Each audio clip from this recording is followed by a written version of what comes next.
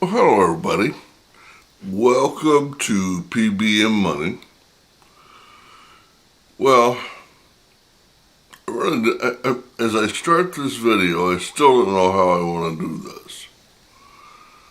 Not too long ago, I was watching some videos on frugality. And I noticed that each one of them had a limit, 10 frugal steps for that, 20 frugal steps for this. My newest 10 frugal steps. And I wonder why they do that. Do they not think I'm capable of keeping my mind focused for 40 or 50 frugal steps? I don't know. So I sat down and I brainstormed about all the frugal things I've seen, I've done, I've heard about, and I got lots and lots of them.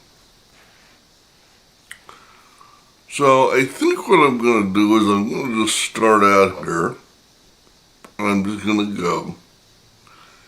And if it looks like we're going to get close on time, we're nowhere near done. I'll just back off and we'll do a second video. But if we're close, I'll go ahead and go over a little bit just to get it done. But there's a lot of frugal things you and I can do, even living as a frugal person.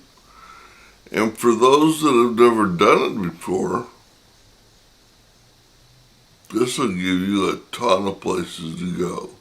If you've never done a frugal step of financial living before, and you just do some of these, you'll have more money than you know what to do with, I promise you.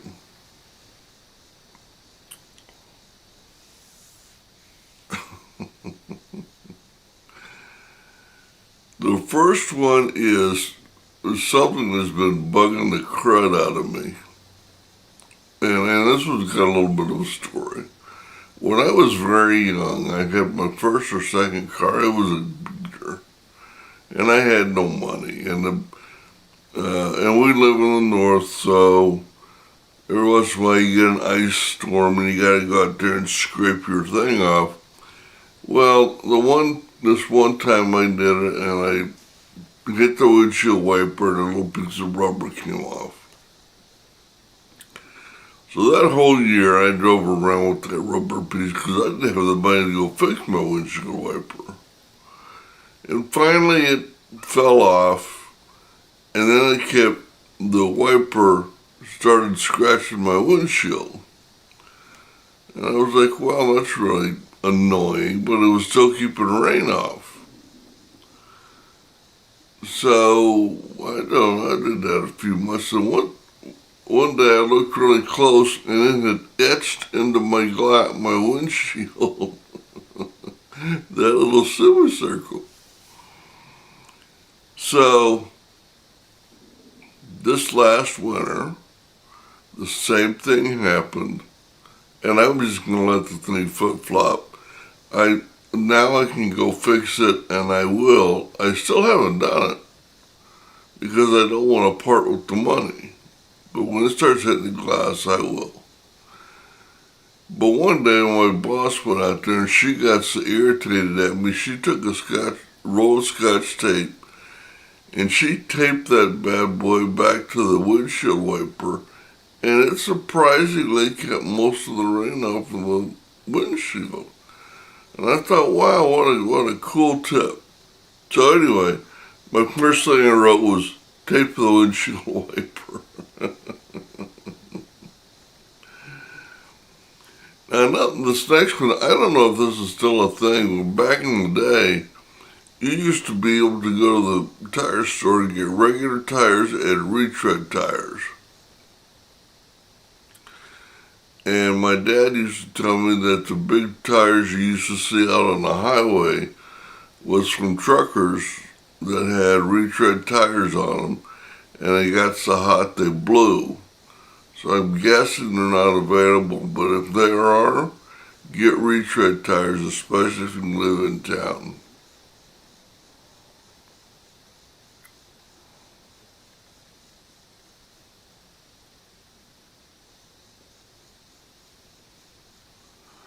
This one says colored cell phone over broken car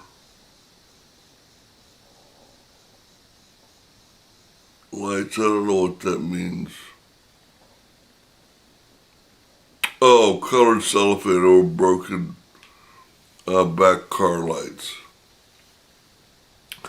Yeah, I've seen that one, where they hit something and their right rear light cover is broken. Well, you don't just take cellophane because those light bulbs are white, but you take colored cellophane paper, which is red, and then you tape it around the inside so that the water doesn't get in. It's a good fix. I mean, if you could do it right so you have to do it 37 times, it's a good fix.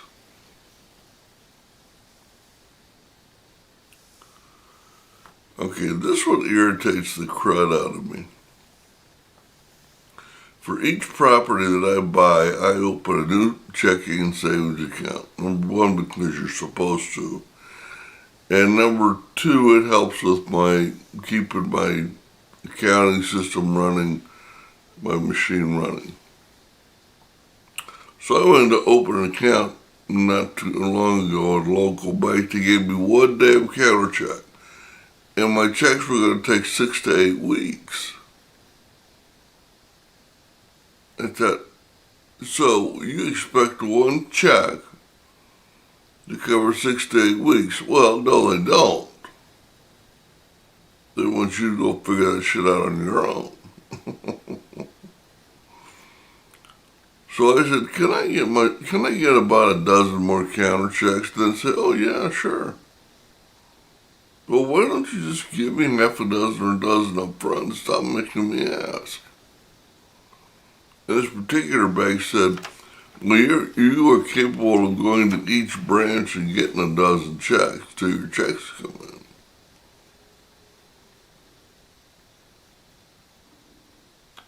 in. Okay, so why didn't you give them to me up front? Anyway, make sure you're getting enough counter checks if you open a new checking account. Now, I've heard this term before, bartering different things, and I know what it is in concept. You cut my hair and I'll do your dishes, wash my car and I'll watch your kid for the week, something. You exchange things of like value with people you know, and save the cash on doing that. And I always wanted to try that, but I'm too much of a what's fair is fair kind of thing that I never got down to it because I could never think of anything. So I got the job I'm in, and my boss gets really low blood sugar on Saturday mornings because she has to deal with her boss, and he stresses her out. So one morning, I brought her breakfast, and she just thought that was the cat's meow. And, it's grown to a thing now where I just take her breakfast every Saturday, and I have for years. And I don't do it for any other, there is a selfish reason I started it. Because I didn't want to have to hear and listen to her stressed out with low blood sugar Saturday morning. I'm barely awake. I don't want to listen to it. So I figured if I put food in it, it'd shut up, and it worked. So, anyway, so she started, every once in a while she'll cook something in her crock pot, and she'll take a big bowl of something and give it to me. So, that's a meal or two each time she does that.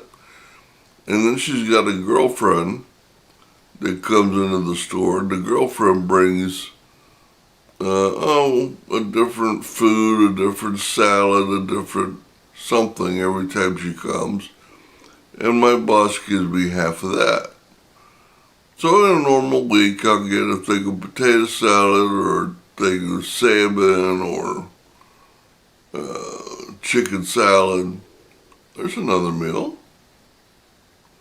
So for that $8 that I spent on her 2 sandwiches, I'm getting breakfast for both of us. Plus I'm getting 1 or 2 dinners during the week. Last night she gave me I don't know. It was a container. It was about that big around, about that big, enough for 2 or 3 sandwiches with chicken salad. So bartering foods or services that you feel comfortable doing, that's a great way. Because being single, the last thing I want to do is cook or worry about what I'm going to have to eat.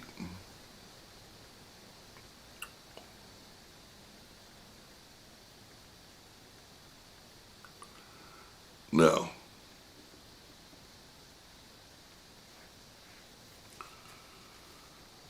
one of the things that I like to do that is frugal,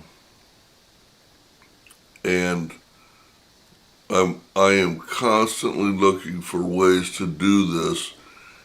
My realtor called my system of savings and investing, he called it a machine. And it is. I didn't set it up on purpose that way, but I've set it up so that everything is automated. My savings is automated, taken straight out of my checks, and my checks are automated, sent automatically to the bank. And there's about 8 checks a week, or 8 checks a month that I write to pay bills. Everything else is automated. Why is that frugal? Well,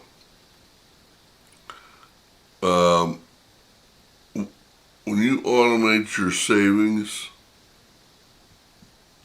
you're being frugal because now you don't have to make decisions every week. It's automatically done for you. I'm being frugal with my time. So when my check for $100 goes to the bank every week, they take 20 and put it into this account, 20 and put it into that account, and 20 and put it into this account, and it's all done. Then at the end of the month, then they move X amount from this savings account, X amount from this savings account, and Y amount goes to my mutual fund. Everything is done automatically. That way there's no wasted time.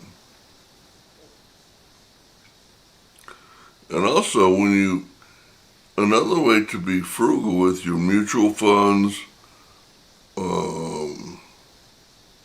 your checking accounts, your savings accounts, is always get no load. No load, that means no fund, no monthly charges or annual charges. Now, it makes a difference depending on how much you got in there of that percentage, anywhere from 0.5% to 2 or 3%. But if you start out getting a no load and they're not charging you a monthly or annual fee, that money's going into your pocket, not into their pocket. That's being frugal. I can't tell you how many times I've gone into banks. Like I said, I opened a checking account. And I can't tell you how many banks I've gone into and I've gotten their paperwork, and there is no way that I could get a no-charge checking account. And at 62, I should at least be able to charge be getting a free checking account because of my age. But so anyway, I can see I'm running a little long on time. I got nowhere close. I got enough here for 5 more shows.